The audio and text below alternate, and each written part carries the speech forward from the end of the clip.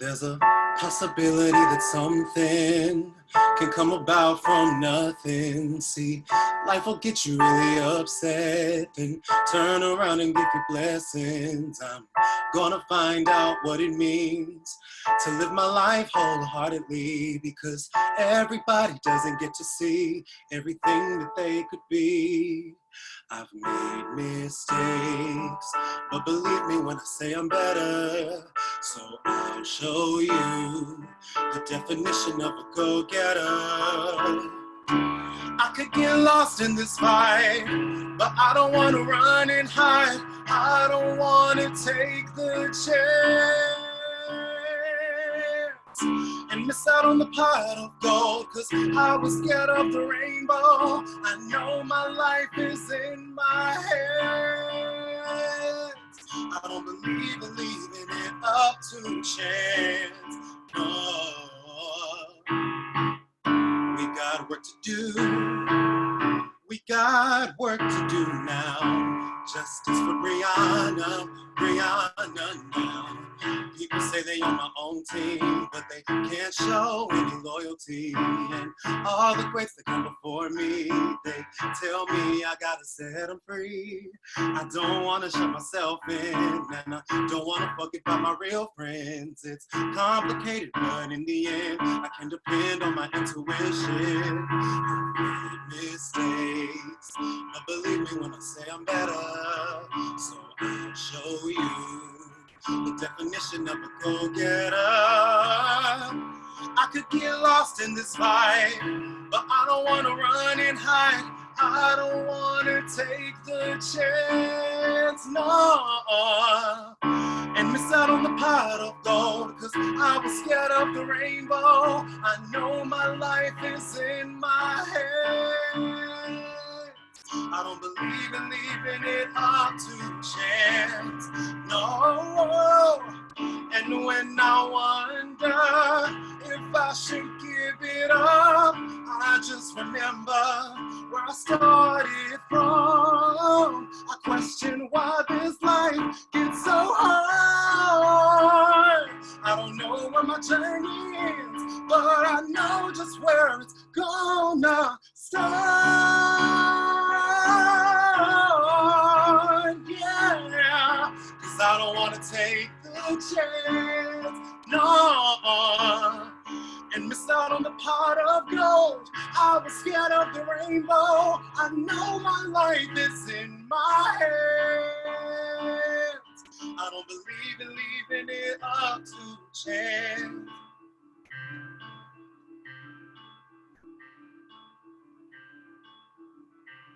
I don't believe in leaving it up to chance.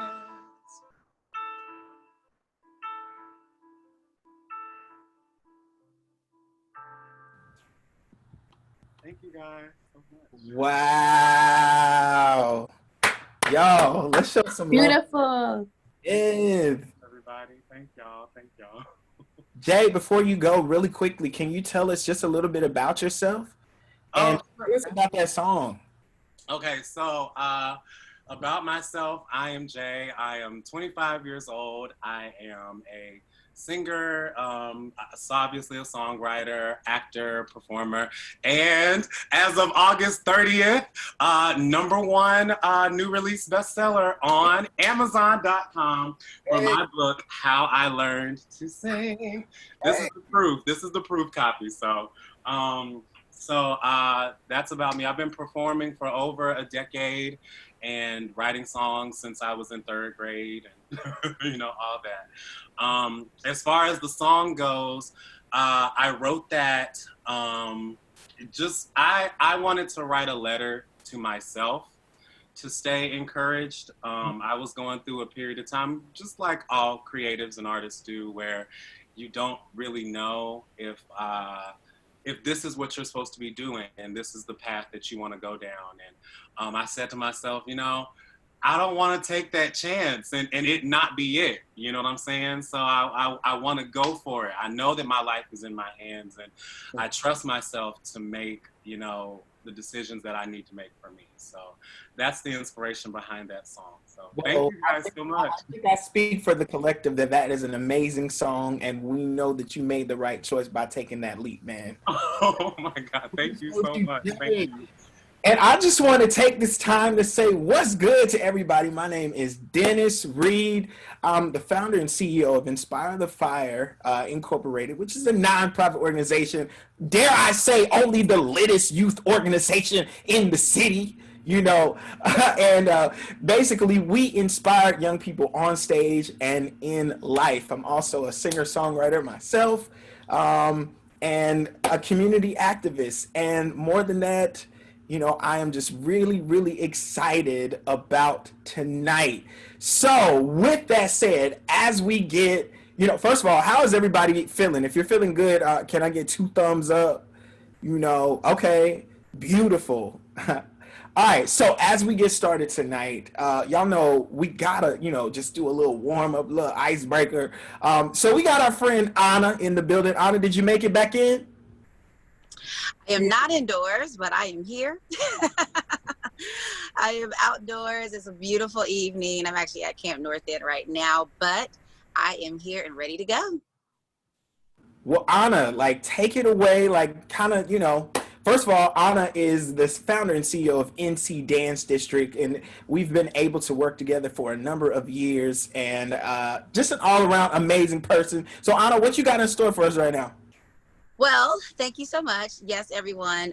For those of you who are here for the first time, as Dennis mentioned, my name is Anna Oboise. I am the founder of NC Dance District, a hip hop dance studio here in Charlotte, as well as the founder of Project Full Out, which is a performance organization for the hip hop community. And I'm also a proud member of the Diversity On and Off Stage Collective. So I am here today to present our icebreaker. Again, if you were at our previous events, you know, our icebreakers, we did one where we had you lean in and lean away. And most recently, we had you turn your cameras on or off, depending on your answer to the question. So we're going to actually revisit that particular icebreaker because we realized it made a really big imprint, not just visually, but also mentally to our participants. So I'm going to just jump right in. Again, to answer your question, if you answer yes, just keep your camera on. If your answer is no, simply turn your camera off. Okay, make sense? Here we go. First question, it's a very serious one. Are you a fan of the Golden Girls? Who do we have? Okay. Very nice. Next question, a little more serious, but really jumping into things. Do you, or have you ever taken a personal diversity and inclusion pledge? So leave your camera on if you have. Simply turn your camera off if you have not.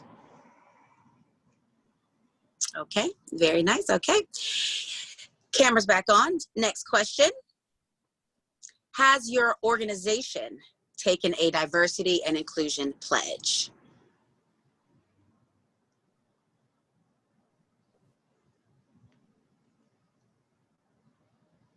Okay, all right.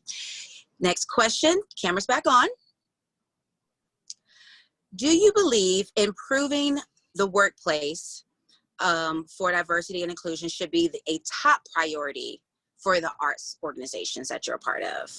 Do you believe improving the workplace of diversity and inclusion should be a top priority for the arts organization? Very good, okay. We're in agreement with that. Next question. Do you think your organization is adequately working to improve diversity and inclusion within your workplace? Do you think your organization is adequately working to improve diversity and inclusion within your workplace? Okay. Hey, Tess, I see your yes. Okay, girl. All right, camera's back on. Do you believe there are systems in place that have intentionally and unintentionally led to the exclusion of Black, Indigenous, and people of color? Do you believe there are systems in place that have intentionally or unintentionally led to the exclusion of that particular group of people? Okay. Alrighty. Just a few more. Cameras back on, please. Have you taken meaningful steps to understand or combat the implicit biases? Have you taken meaningful steps? Okay, cool. Cameras back on. Let's see here. Next question. Can you think of a time where you stood up for a person who didn't necessarily have a voice or was not being heard or seen? Can you pinpoint of a moment where you took a time to stand up for someone who might have seemed voiceless at the time? Can you think of that moment? Okay. And then let's see here. Last questions. Have you personally ever felt like you were not being heard, like your voice was silenced within your organization? Have you personally ever felt that way?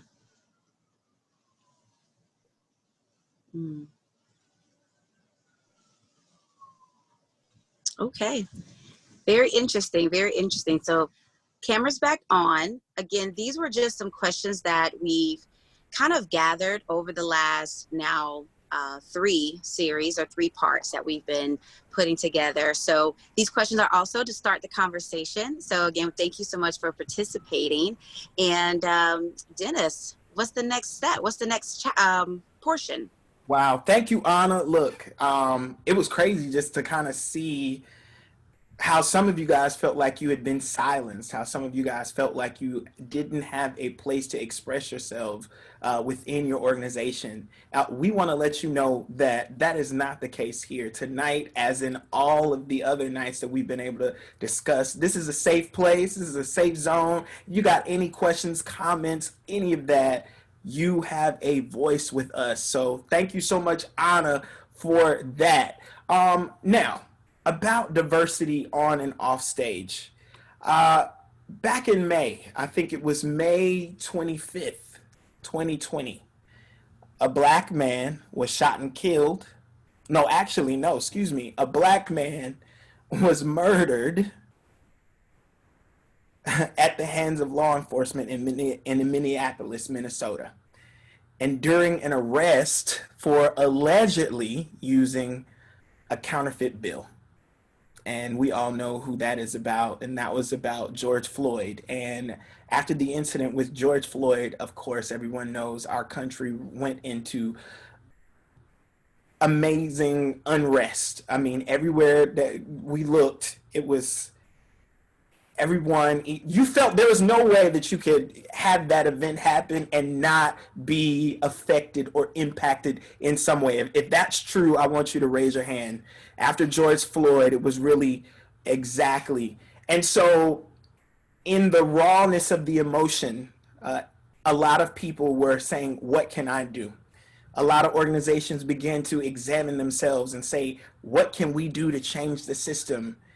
And then something amazing happened. Ordinary people was inspired to take action, and that action was just conversation after conversation, and more than conversation, after listening, writing a plan, creating a plan. So our first session, we heard from artists and employees, and we're talking about what we've been able to do with diversity on and off stage. And that was a raw conversation.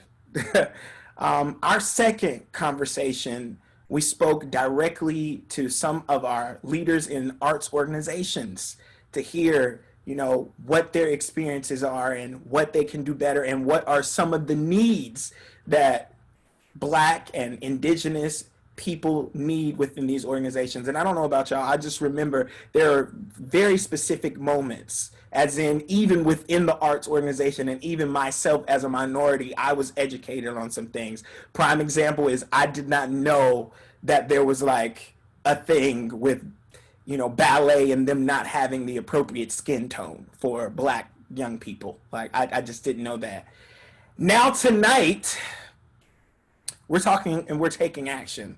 Tonight, we're going to take your input and we are creating a personal and organizational commitments to combat social injustice. Tonight, we're taking a pledge. And I believe that the pledge that we're going to take tonight is going to impact generations to come, and especially the landscape of the arts community in Charlotte. So I'm excited. Okay, so right now I want to open up an opportunity to hear from organizations on what they've done since our first calls. So, how many of y'all were actually on the previous conversations? Raise your hand. Okay, so you know exactly, and I'm sure everyone's had their aha moments. So we want to hear from you. What are some actions that your organizations have taken? What are some things that have happened since our first call? Oh, and y'all can drop in the chat as well. I'm going to start calling the chat the drop zone, okay? So in the drop zone if you don't want to speak up. But yeah, so share with us. Alethea? Sure. Hey, Dennis. Hey, everybody. So I'm with Children's Theater of Charlotte, and we have actually started doing a lot of work, and we really just had to have some very difficult conversations. And one of the things that we've done that I'm most proud of is forming an EDI committee within our board. We have had one among our staff members for about 18 months now. And I have to be honest and say that a lot of the work there was very, very stagnant, but we've just gotten down to work and made it a priority rather than it continually shifting to the back burner. But it was harder to bring the board along in forming a committee themselves. As you know, most board members have full-time jobs, do lots of things within the community, and it can be hard even to get board members to attend meetings on a regular basis, let alone forming a whole other committee. So I'm very proud of that. We also have committed space on our website to continuing the conversations where we just update our audience on what it is that we are doing within EDI work. We are also committing almost 100% of our coming season to centering diverse voices. Almost every one of those plays is either written by a person of color or a marginalized group, or directed by or centering a story around a community of color. And then we've also, on our e-blasts that go out every week, we are taking up space in those communications to educate our audience about Black issues, introduce them to Black authors. Obviously, being Children's Theater of Charlotte, our communications are geared toward children and families. So sometimes it is just sharing books with them by Black authors or authors of color. So that is what we are doing, and we are not done. We know that even with that, there's still so much work to be done, but I'm proud of what we've done in a little bit of time. Y'all have done a lot in a little bit of time. That's amazing. Thank you so much for sharing. And Indeed. I'm just so pleased. I think that change can happen quickly, but most of the time it's a progress. It's slow and it's steady. So thank you so much. And anybody else want to share maybe some action things that have happened? What's up, Carla? Not much. Hopefully enough, right? Just to get started. I'm Carla from Queen City Comedy. And since our first conversation, we've really taken a look at our organization, sort of as a smaller organization, but what can we do on a smaller level? And so we've implemented a few things. We have spotlighted guest artists of color to come in and do workshops for our community, so that there's some voices that perhaps people hadn't heard before or been able to learn from, especially women, which in the improv community is also a marginalized community. We have started a representation scholarship program where we've had our guest artists also offer up some scholarship spots. We have the ability for people to donate to scholarship spots. We've created a global program where we're working not just within Charlotte, but across the world, bringing in people from different cultures and communities in the improv world to work together. So from South Africa and India and the Philippines and the UK, working with all of them and creating a welcoming space for everyone. And then this weekend, the thing we're doing is sort of taking a little off of here. We are doing an inclusion and improv conversation and taking it a little further than just race, looking at gender equity, looking at diversity inclusion as far as LGBTQ, ability issues, neurodiverse issues. So really looking at a representative community and bringing people from 6 different countries together in a forum like this to speak to the improv world and what we can do to foster a better community and create spaces that feel welcoming to everyone. Wow, that's amazing. That's amazing. Y'all know what's so crazy, and you know, y'all hear me speak. I'm just gonna talk like myself, all right? But what's so crazy is, you know, in listening to some of the solutions that you guys are coming up with. Again, I didn't even know that there were issues. You know what I'm saying? I didn't even know. And diversity can mean more than just let's bring Black people to the table. You know, we know that, you know, as I was reading earlier about our mission with diversity on and off stage, I was thinking to myself, even with Inspire the Fire, I was like, do Black organizations need to have a diversity statement? Because we already Black. But diversity is more than just being Black. It's about representing the underrepresented. And so, Carla, thank you so much that even in the spaces of comedy, like I didn't even know about, you know, women in comedy. It's not something that crosses my mind. But thank you so much for what you're doing. All right, anybody else want to share what are some steps that your organization has taken? And you know, honestly, okay, boom, popping up on me. What's good? I can't see your name. Yes, you are spotlighted. What's good? So what's going on your way? I'm Elsie Mafuka, for those of you who don't know me. But I first have to say, I am so happy right now because I've been part of every conversation.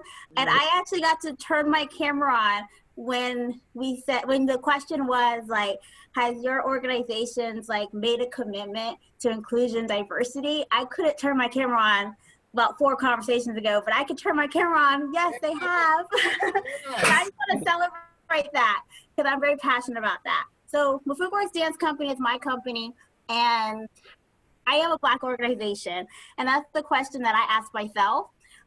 So what I did was I just listed my demands because I was already doing it. So I listed my demands to our performances that I will no longer be just performing for Black History Month and Juneteenth. We're a year-round company, and we need to be included in all types of performances. And I listed my demand for the very first time Mafuka Works was hired to perform at Bloomington under my company, not under somebody else's company. So I was really excited about that. I am a dance professional, so I have a lot of jobs. So I'll go through the ones I represent. McClintock Middle School is a CMS school. CMS worldwide, CMS district-wide has made that commitment to talk about inclusive and diversity with the students. My school particularly, we are doing a book read, but it's also seeped down to the students in our caring schools. And this morning we had a conversation in homeroom, and the answers these kids are giving is just mind-blowing. And the suggestions of changes that they're giving is just future-driven. So I'm excited about that, to intentionally be talking about these conversations in the schools. Number 2, Charlotte Ballet. I've been working there for 6 years as a teacher. Yes, it is an issue that the attire does not match our skin tone, but they made that commitment years before to include that in their attire and a requirement. And that's an inclusive commitment for that. But with this, they also had a conversation for the first time with the whole company to see how the Black employees were doing. And that opened up so much openness. And we're about to have our big whole day from 9 to 4 on training and ideas on how to move forward. So they went on and they bring in an inclusive diversity organization to come facilitate that. Who else am I involved with? Oh, Boom Festival. So that's been a multi-art discipline festival, and Boom Festival I'm a curator for. They've already intentionally included all arts, but people of color. So they're just continuing doing what they've already been doing, but now it's on live on Facebook. And really, I was a part of that performance as well as a performer to really look for Black artists and also people who are not represented to be part of this.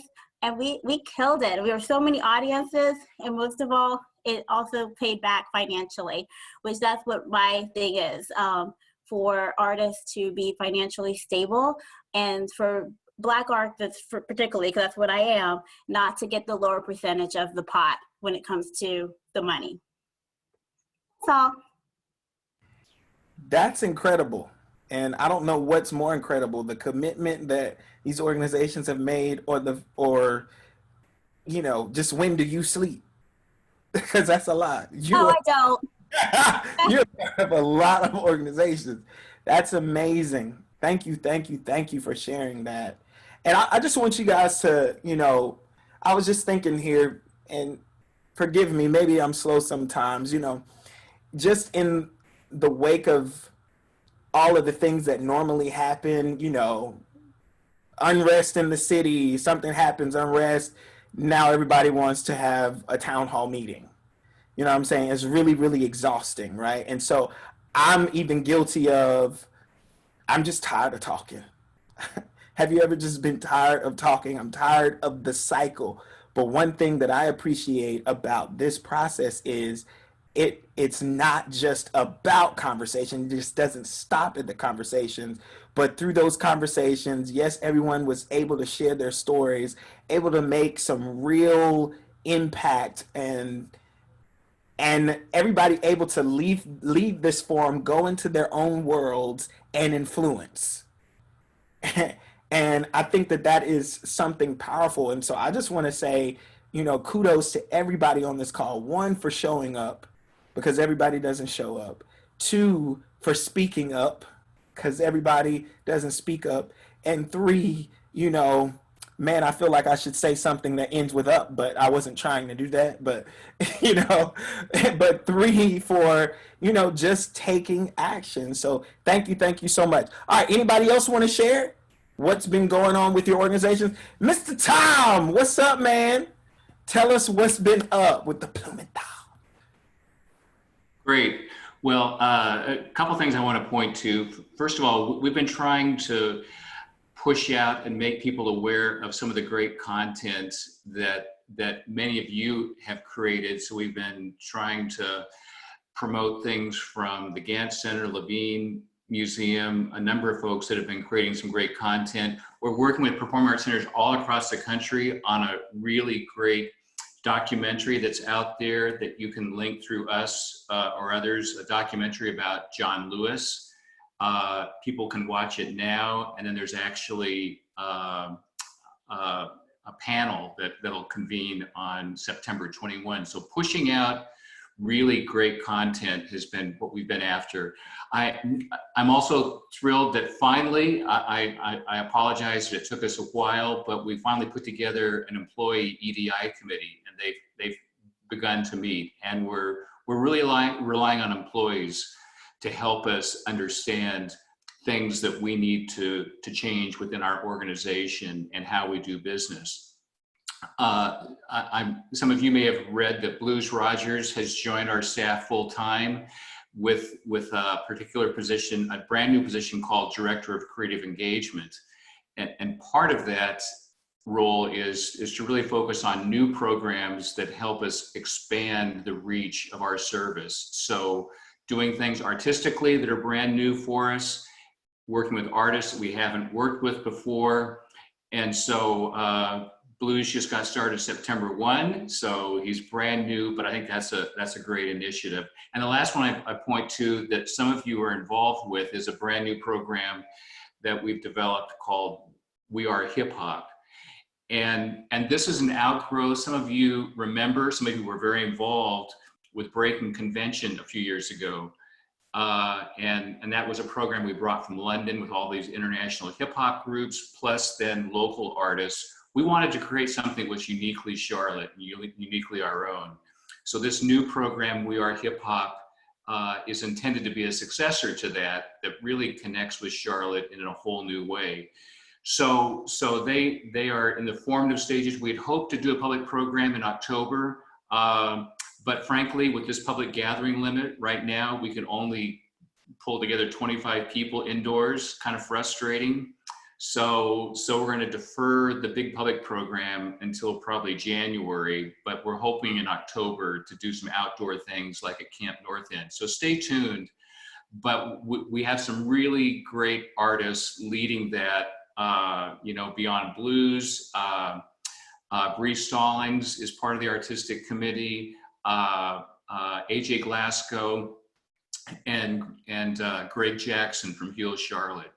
So we're pleased that some really good things are happening. We just need to get beyond this COVID public gathering limitation. That has been our real impediment, because so much of what we do is bringing people together to do these things. And when you can only do 25 indoors, 50 outdoors, that still hasn't stopped us. We've been doing poetry slams and concerts outdoors, but 25 or 50 people, that's a real constraint. So hopefully soon we'll be beyond that. That's amazing. That's amazing. Thank you so much. And thank you, Blumenthal, for everything that y'all doing. I'm looking forward to a lot of those events. So thank you, Tom. And now I'm looking at some conversations that's happening in the drop zone. First of all, we want to let everybody know that this conversation is being streamed live on Facebook right now. And the link is in our group chat, our drop zone. And so feel free to please, share this on your Facebooks right now. And I think, Nandy, you got your question answered. Robin says, from 3 Bone Theater, analyzing and digging deep into the We See You white American theater demands to put into practice being an anti-racist org. Wow. Nandy, thanks for sharing that. I don't know if you want to expand on that or just let that be. Sure. So it's a document. We See White American Theater is a movement, a group of BIPOC artists, theater artists, put together their insights and thoughts on the historical and systemic racism in the American theater. And it's an incredible document. It is, I think, such an amazing gift to white theater artists and white communities for them to have done all of this emotional labor and work to spell out the problems. And it's in depth and it offers real solutions. And we are sitting down and going through the 30 pages and identifying what can be changed now, how we implement it, what can be changed in 6 months, and what can be changed in our future strategic plans. So I think one of the things that is really challenging but really beautiful about that document for our organization is that it's also challenging you not just in programming, but also in who you are as an org. So like, what are your values? What do your budgets say about your values? What does your staff look like? And I think all of that is obviously, there's a lot of barriers there. There's a lot of challenges, but it's incredibly powerful work and really hopeful. So I recommend everybody look at it. I don't think it's just for theaters. I think it's just a really wonderful roadmap for an anti-racism strategic plan. That's amazing. And we covered this on the last call, but you just said so much. You just had a mouthful. Like, what does your budget say about your values? Because it's one thing to talk about it. Like, I'm just going to give an example. I've been trying to get abs for the longest. Like, I've been trying and trying. I work out every day, y'all. Every day I work out. Now, they coming in, but they would come in a lot better if my budget said that it agreed with what I was working towards. It shows your priorities, right? Right. And right now my priorities is too much Chipotle. Yeah. Listen, we're in a pandemic. Emotional comfort is important. Right. But thank you guys so much. That's amazing. That what is your budget? What does your board say? As soon as you talked about, board and stuff, I don't know if you guys watch the Shade Room or anything, and I don't know if you pay much attention to Kanye West, because y'all know he can go out there. But I thought he was tripping earlier this week because he has the deal with the Gap, his clothing brand. But he just tweeted out, "I don't have a board seat on the Gap," and he said, "I don't have a board seat at Adidas." And the Yeezy brand is so powerful. Now, I don't know if he should be the one sitting on the board, but he has a point that we can make all these millions of dollars for you, but yet we still don't really have a seat at the table. So I'm so glad, Robin, that... Am I supposed to call you Robin or Nandy? Is it both? What's going on? Tell us. Because I see Nandy and then Robin said so. But anyway, I'm so glad to hear about that. Okay, Caroline, I think I'm supposed to throw it to you. You have some things that you want to share. Oh, really? Okay. Hey, y'all. Shared mostly in the chat, but I think the biggest thing, if anybody has any contacts with DEI consultants, locally or nationally, I have a national list going on for the American Circus Educators that I have worked with their task force for COVID and now helping them with this. So share away. And then I think I'm going to share it with Carla for anybody who wants that information too. So yeah, but we've been working on some, like you said, trying to find some tangible things instead of just talking about it, what we can do internally with our students at our school, the Charlotte Cirque and Dance Center, plus our audiences, and how even to just do a better job of reaching a more diverse audience, because we have diversity within our staff and our dancers always, but it's always sometimes skewed, and realizing where it got skewed with marketing. Yeah, so yeah. That's awesome. Thank you. Y'all still feeling good? How's everybody feeling? Thumbs up, yes? Okay. But here's the thing. I know a lot of times when we have these conversations and we're talking about race, we're talking about inequity, we're talking about social justice, we automatically put on our serious mindset, and which it is serious. But today, what's really different is we're talking about solutions. So just feel free, just let me see some teeth every now and then from you guys, because it's an exciting day when we can move from, just problems to this is what we're doing, even if the steps are small and it's something that we should applaud. Hey, because here's what I learned. Human beings do what gets praised. Think about your kids. They do what gets praised. So if we psychologically, reward ourselves even at the smallest step, we're training ourselves, hey, let's keep making progress. So anybody else want to share what's going on with your organization, or what your personal commitments have been? Okay. Hello, I'm gonna go possibly. Okay. Hello, so my name is Avion Clinton. I am a musical artist. I sing, I write. I've also been in a lot of plays growing up. I do a lot of things, but I have an organization called the Trilogy Album, and pretty much it's the Trilogy Album and Renegades to the System. And what it is, when I say system, I mean anything that the world has told you that you had to be. So everyone's system is different in their personal lives.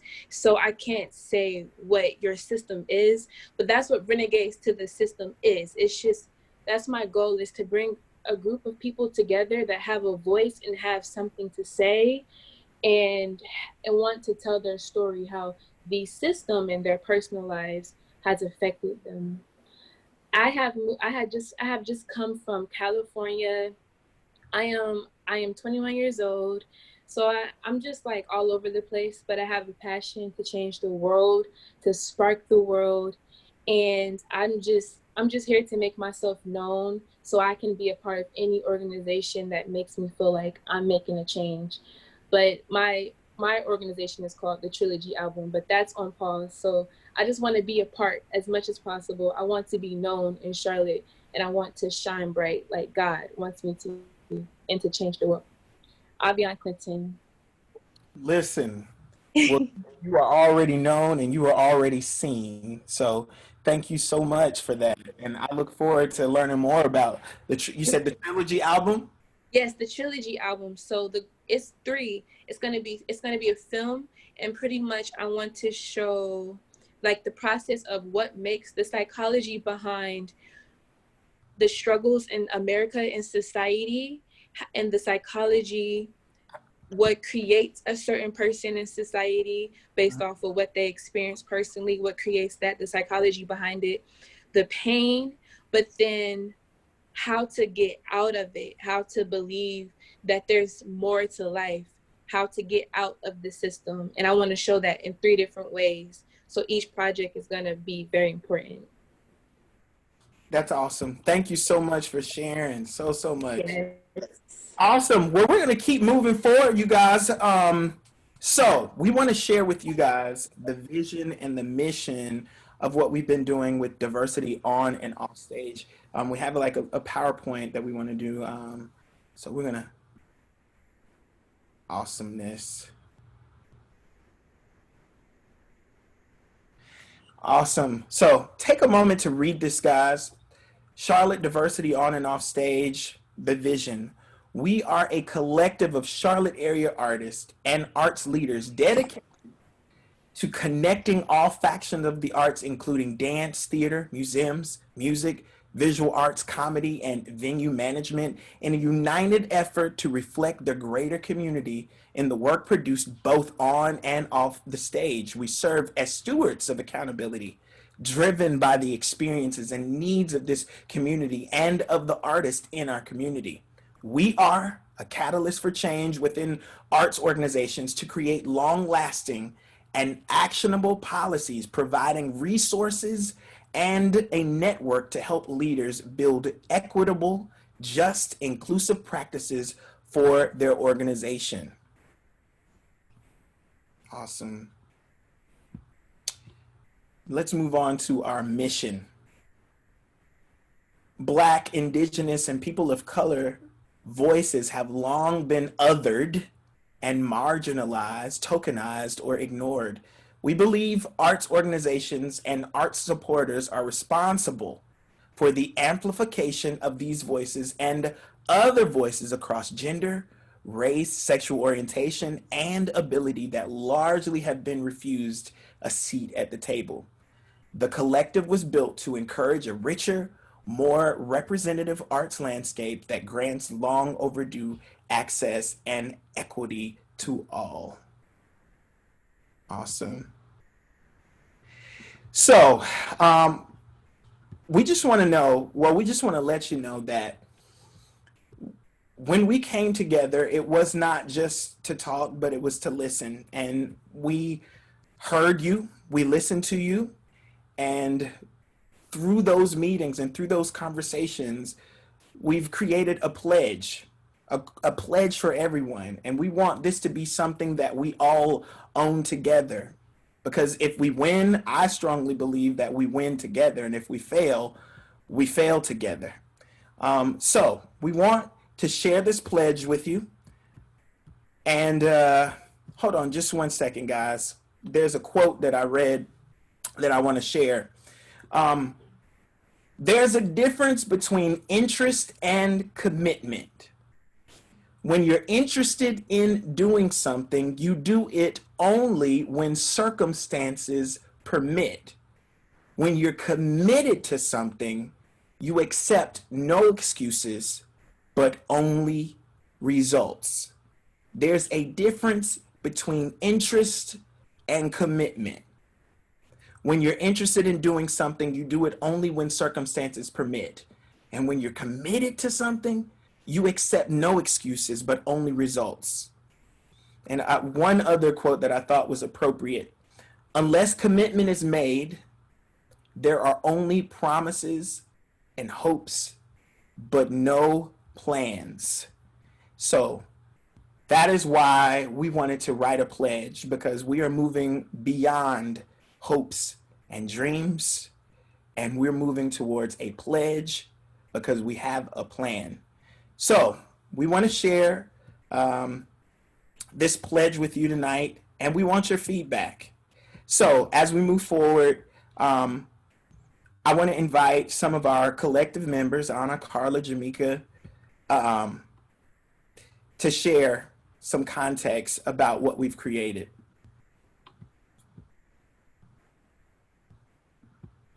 Okay.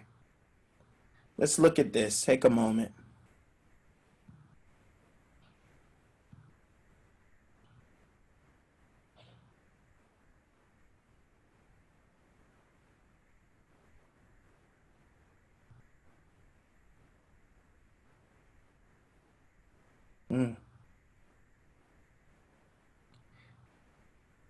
As you guys look at this, I want to know what words stuck out to you. What words spoke to you?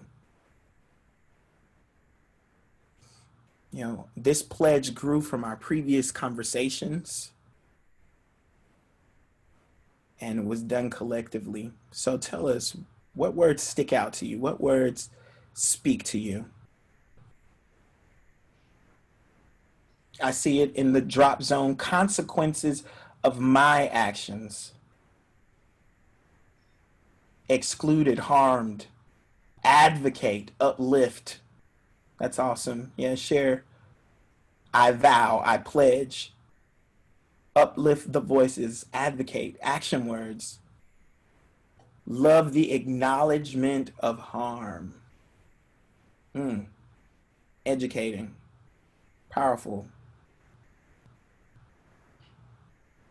Deficiencies of systems, continuing educating myself. Yeah.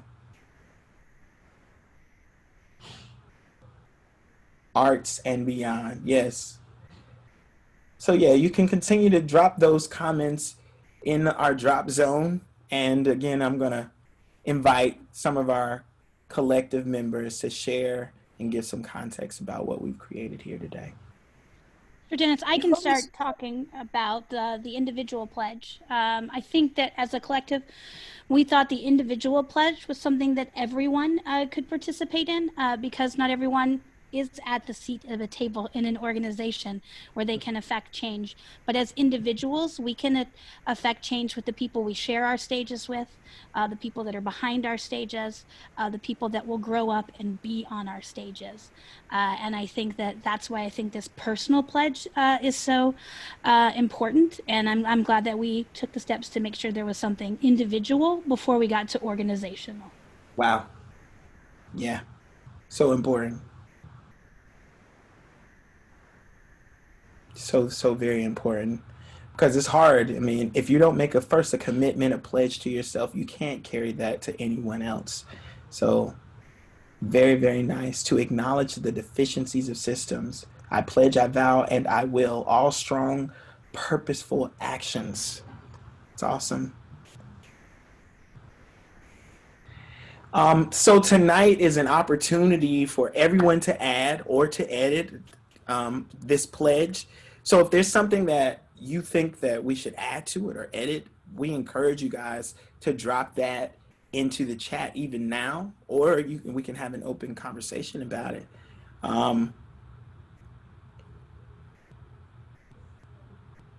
What would make it more meaningful to you if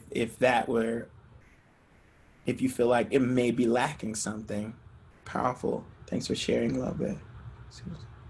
Yeah. Awesome. All right, any of our other collective members want to expound upon this pledge, the next steps? Say something, Dennis. Okay, Kitty. One thing So I've been working with the collective as part of the collective, and one thing that I think is really important in this pledge is just a person who loves the arts so much and finds myself in artistic circles, even if I'm not necessarily an artist, is I want to be so conscious of these things in all of my interactions with all different sorts of people. You know, I think like one thing to keep in mind with this pledge is this is something to really kind of keep through your work, through your artistic endeavors, or just through your friendships, you know, to support the people around you and, you know, kind of make sure that the experience that everybody has in arenas is equally as good as yours. That's so good. That's so good. You guys are going to look at me like I'm really crazy right now. Can I get a, I want to see if I can see everybody's face real quick. Is there any way I can do that where I can see? All right. I promise that you shouldn't have asked me to host because I'm about to do something crazy. All right.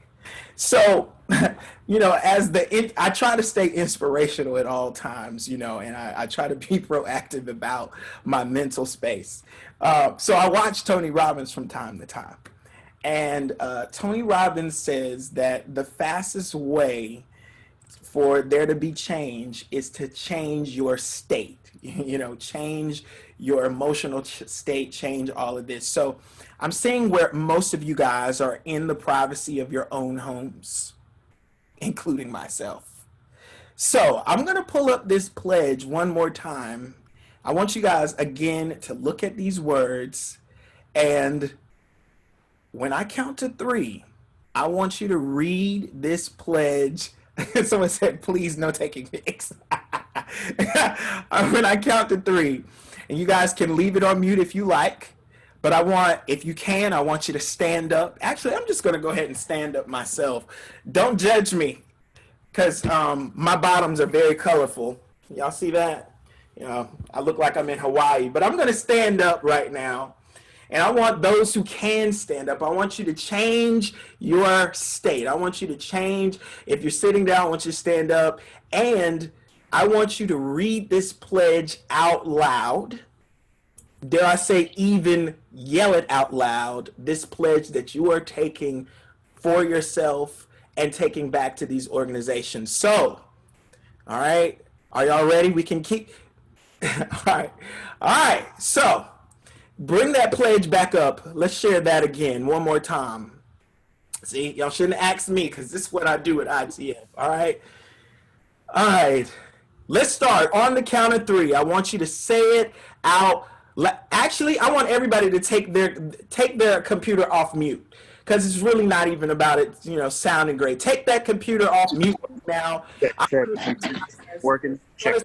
Gibberish, but I'm going to take this pledge together, okay?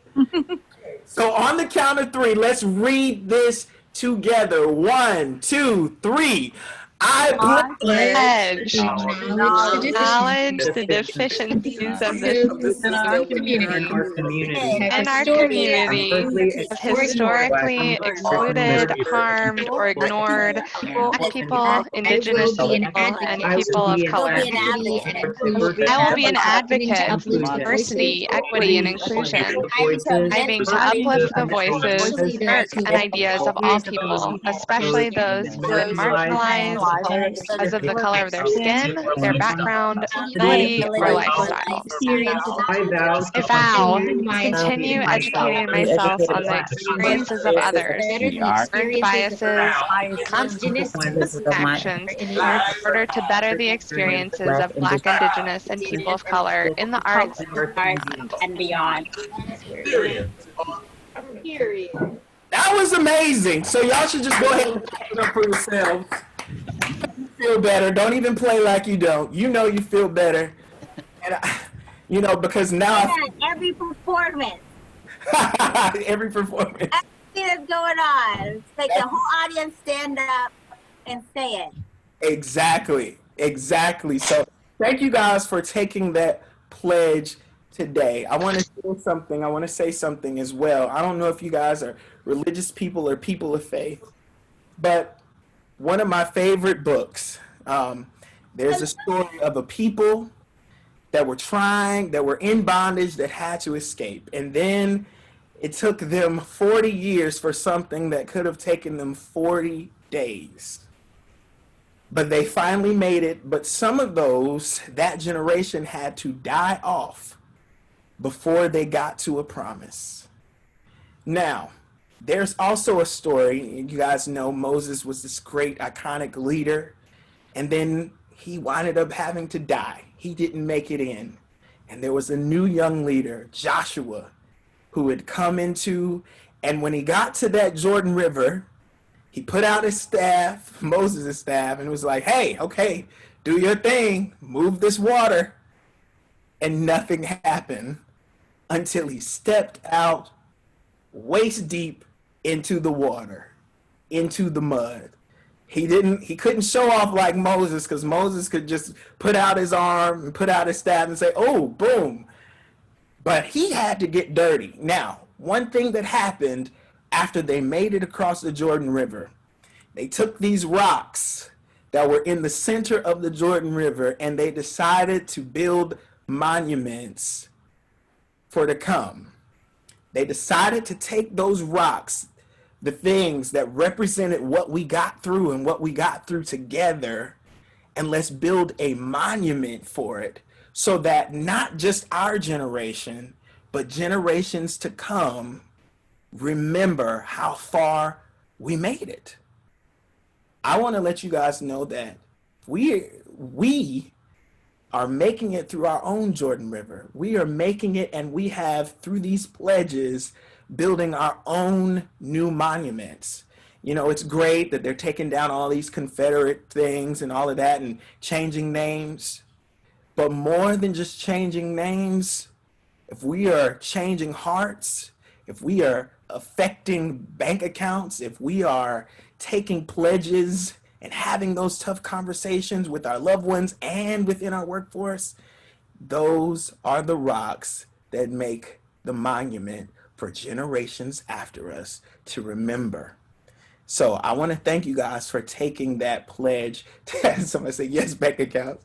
I want to thank you guys so much for taking that pledge, because it's going to affect generations to come. So you guys still feeling good? All right, now we're almost out of here. We're almost at 8 o'clock. And I just want to, yes. Yep, someone's going to speak. Go ahead and take it. I hear it. Uh-oh. I heard somebody about to say something. Okay.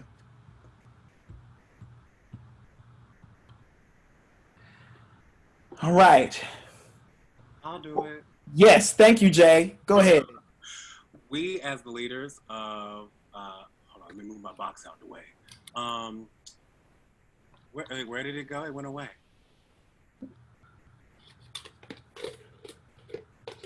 Oh, I don't think I can. Give us a second. We'll get it back. Hold on. Oh, no worries. There we go. It's like the tech team at church when they gotta. No worries at all. We, as the leaders of our organization, pledge to acknowledge the deficiencies of the systems within our community and this organization that have historically excluded, harmed, or ignored Black people, Indigenous people, and people of color. We will prioritize diversity, equity, and inclusion within our organization, programming produced and promoted by our organization, and for personnel at every level of our organization. Volunteers, part and full-time employees, artists, board members, directors, and other leadership and decision makers. Knowing that a workforce and base of artistic works that represents the full spectrum of our community will benefit all of the people, organizations, and patrons within our enriched arts ecosystem. Don't know how I didn't stumble over any of that. That's what I was thinking when I had to read my, I was like, okay, that phonics worked all right. I mean, it's cool. Okay. That's awesome. Thank you so much, Jay. And so listen, we want you guys to know, and you already know, that the conversation's not ending here. But we are making a commitment to continue those conversations. And what we're most excited about is now that we've had a broader understanding, now we want to focus in on subgroups. So just be on the lookout for our next conversations where we're going to speak directly to specific communities. Maybe we'll speak directly just within the dance community for a call. Maybe we'll speak directly into the visual arts community.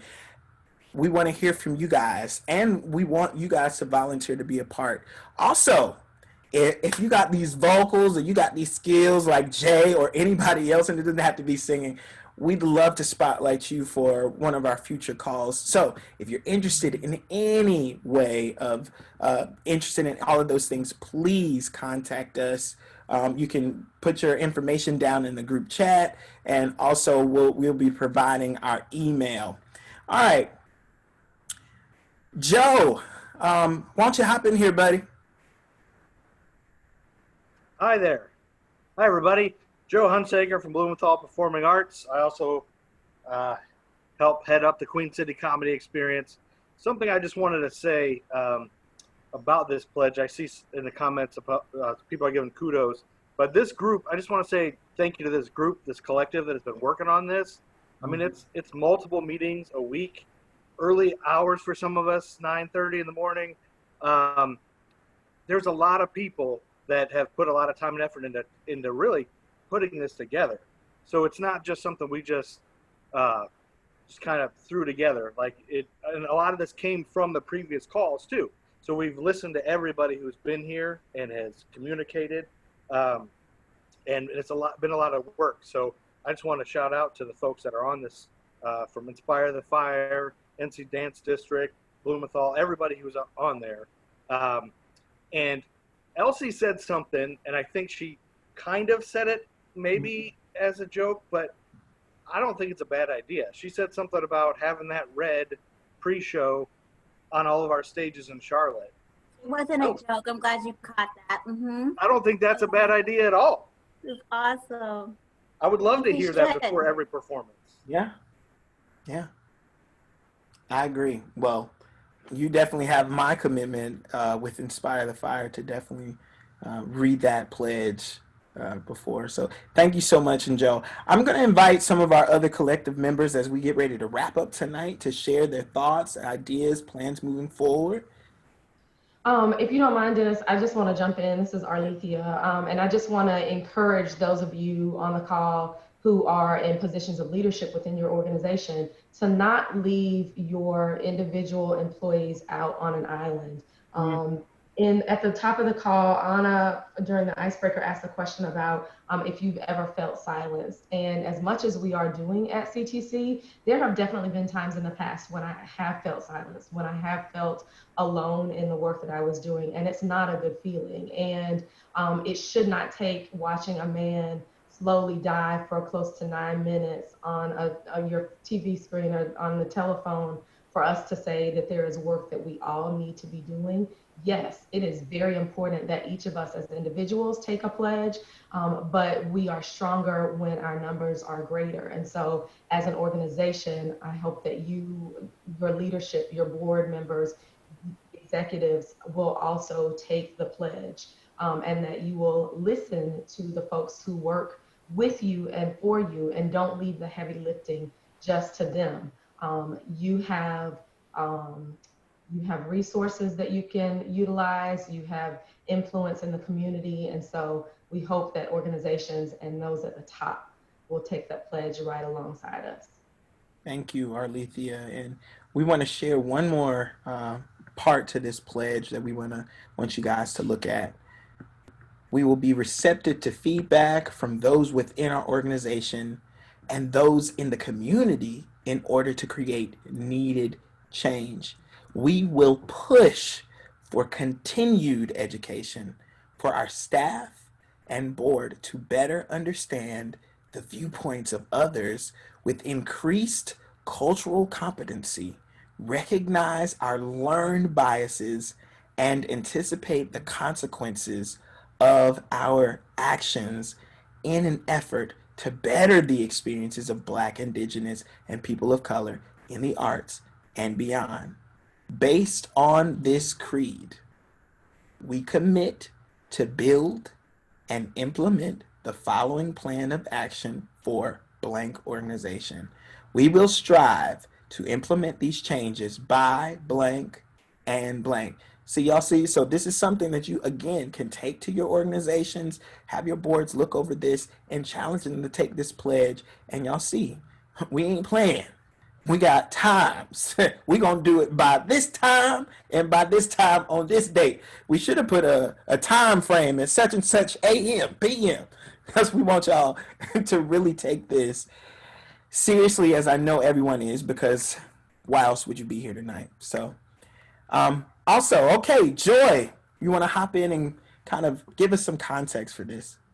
Yeah, my name is Joy West. I work for Blumenthal Performing Arts, and I'm a member of the collective. So I don't know how many of you have experienced this, but I've been to quite a few conferences, industry conferences over the years, and there is almost always a panel or a talk about the lack of diversity within arts organizations and how we need to, you know, better or do better as an industry. It's typically like pretty uncomfortable because the ballroom is just a sea of white people. But people kind of leave, you know, they feel moved and ready to do something. Yet every year we come back to that same ballroom and the same glaring lack of diversity. I'm sure that there was a time when simply acknowledging the issue was considered like progress, but we are way, way, way past that. And I think taking a pledge like this as an organization with specific action items and having outside individuals holding your organization accountable is just so key to actually, you know, achieving the change that we talk about all the time. So hope you guys will join in on it. Absolutely. Absolutely. Thank you so much, Joy. And yes, they're saying Joy hit the nail on the head, as you really did. Thank you so much. All right. I think we got one other thing that we want to share. Is that right? All right. Can one of our collective members kind of explain what we're looking at right here? Yeah, this is Cal. I'll jump in. So the organizational pledge, I think, is important to include, but it refers to an action plan and some specific action steps. And some of the demand letters and things we've seen are very specific about what they're asking for. In the collective, we had really kind of two types of conversation. One was it needs to be, you know, we're asking for a commitment. It should be inspiring. It should be something that, you know, people hold themselves to a higher standard. And there's some that said, and it should be specific and it should be measurable and it should be action focused and things that you can look at 6 months from now and tell, yes, these organizations have done it, or no, they haven't. So this was something we put together, again, based on a lot of the conversations that we heard the first 2 months, recognizing that every organization is at a different level. So some have the resources to commit to more than others. So we kind of broke it up into 3 phases. We feel like every organization, regardless of size or the number of years they've been around, can be a responsible ally and do some basic things and commit to some basic things. Some organizations are at a stage where they can be an agent of change, and some can be a role model and really help the other organizations to move forward in this journey. So again, we'd love to hear feedback from people. We'd love to get input. What else would you like to see in these action plans? Because this will be part of what we ask the organizations to commit to and to pledge to. And the only other thing I'll add, then I'll turn over to somebody else, is these are also the things that this group will continue to work on, because all these things require resources. In the chat, we talked about having some great third-party resources that can help us with this work. That's part of this. So that's one of the pledge over here under Agent of Change. So part of our role will be to continue to help organizations collaborate and do this work more effectively and more efficiently. I'll jump in. Hi, everyone. So as Carol said, these are some examples we've been working on. And first of all, Elsie, we heard you. I told you we were going to get there. We had to get elephant a bite at a time. We was going to get here. But what I do want to say on a serious note is while we have examples, we want to be careful that this is not a cut and paste, right? We don't want you to go home and be like, I saw this one thing, and if I just cut this one and do this step and do this, then I'm done, because that's not the end of any work, right? We have examples that you can utilize. It's a great resources, but we want you to dig deeper and really looking at what your organization can use. Does this action step make sense for your org, where you are? And it's something that you really have to talk about. And I think we've all said it. It doesn't need to be a discussion just between the people who are sitting over here. Talk to your individual employees, get that feedback, know what's going on. But we want you to really use your staff in a way that allows you to hear them from every level and really dig deep when you're building your action plan. No successful plan is a cut and paste of anything, right? I mean, we've all been there. You had to write a cover letter, you cut and paste a little bit out of this cover letter, you cut and paste a little bit out of that one. You made something look good, but was that really you? Did that really speak to you and who you were? Probably not. This is the same with your action plan. You want to make sure it really speaks to your org and what you're trying to do. And we are going to encourage you, as Kel says, we're continuing as a collective. We will be here with resources, but we'll also be here with portraits of accountability. So you can't get rid of us this fast. We'll be around. But please dig deeper and take a look at that. We think it's important, and we really worked hard to listen to you. But if you have more feedback, as Kel said, please give it to us so that when we get these out to you, when you see these resources, if we missed something, let us know, because we're here to hear you. The other thing I would add, Dennis, is as an organization, if you look at this, it should make you nervous. You should not want to do this, because if it was easy, simple things, we would have already been doing them. It should take a little bit of discussion and soul searching and partnership to commit to these things. Awesome, awesome, awesome. Well, you guys, we're almost at the end. I want to see all of you guys' amazing faces one more time. You guys, how are you feeling? Thumbs up? Feeling good? If you're feeling challenged tonight, I want you to show me that you're feeling challenged. Can you guys? I want to see these strong arms right here. You're feeling challenged. All right. You should feel challenged, and that's great. In the resistance, in the adversity, we're made stronger, right? So we want to share. Jay is going to close us out, and we want to again invite you guys to stay on. You can hang up, or you can hang up or hang out. It's your choice. But I think it's just so amazing that for as crazy as this year is, my dad shared a joke with me yesterday.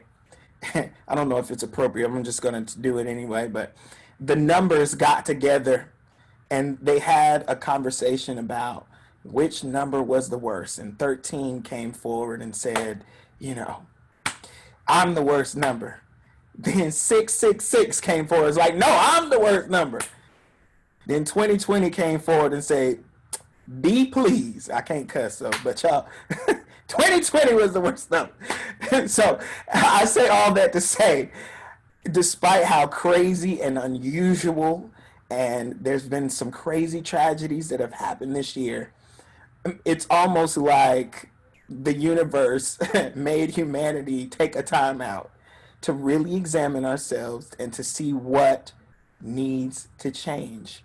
And so I am so grateful to see all of you guys' amazing faces, and that even in a pandemic, we can make new friends, we can challenge ourselves, and we can build a community stronger.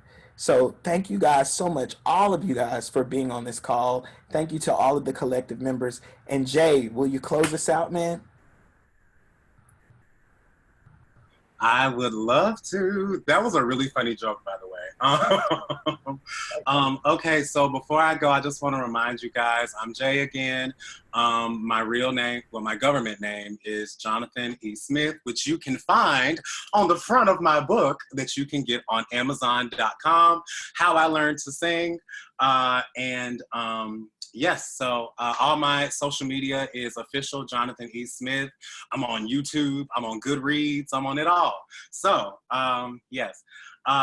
The reason why I chose this next song was because, speaking of mission statements, my personal mission statement is, my mission is to inspire audiences to explore the meaning of humanity through writing and performing. Which is why I chose this next song, Hideaway, which you can find on Spotify, right? All right, this is Hideaway.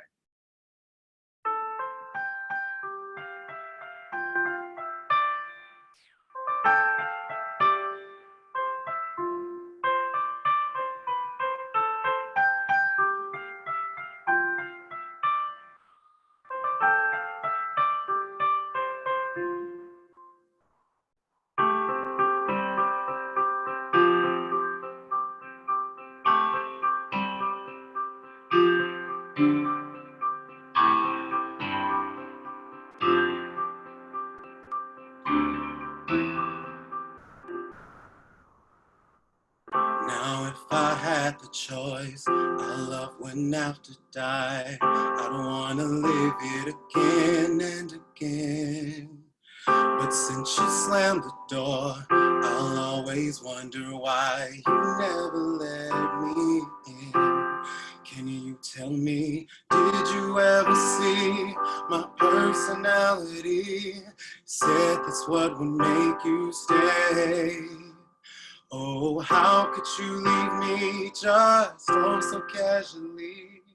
Could have been your hideaway. I would have been a safe place for you to lay your head down when the world wouldn't let you be. Don't you know you were my hideaway? But that's over now, 'cause the one I love won't fight for me. Tell me, what do you do when the one you love won't fight for you? Oh, tell me, what do you do when the one you love won't fight for you? I thought you were for me, in love eternally. Is this the way it's supposed to be? We run around and play these games, but it was all a big mistake. Now our love is history. Tell me, did you ever see my personality? They said that would make you stay. Oh, how could you leave me just oh so casually? Could have been your hideaway. I know I would have been a safe place for you to lay your head down when the world wouldn't let you be. Don't you know you were my hideaway? But I guess that's over now, 'cause the one I love won't fight for me. Tell me, what do you do? Tell me, what do you do when the one you love won't fight for you? Oh, tell me, what do you do? Tell me, what do you do when the one you love won't fight for you? What do you do when the one you love won't fight for you?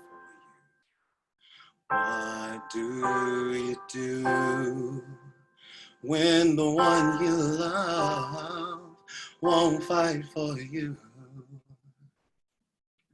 Thank you guys so much. Thank you guys so much.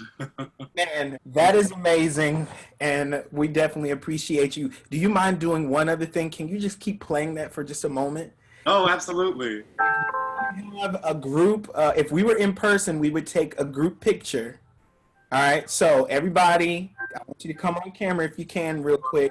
We want to remember this moment. And Jay is setting us up with this. All right, we want to take a group picture. Whatever you want to do in that group picture, I'm going to count to 3. I'm going to do it. Maybe someone from the collective can do this, but I'm also going to put this on social media. You can hold up your hearts. You can hold up your peace signs, whatever you want to do. All right, let's do it.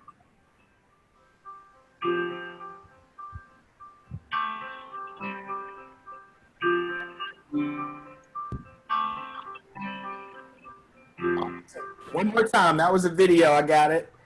Take one picture. You need to say 1, 2, 3. Oh, it was the delay. Okay, I'm gonna say 1, 2, 3. Here we go. Hold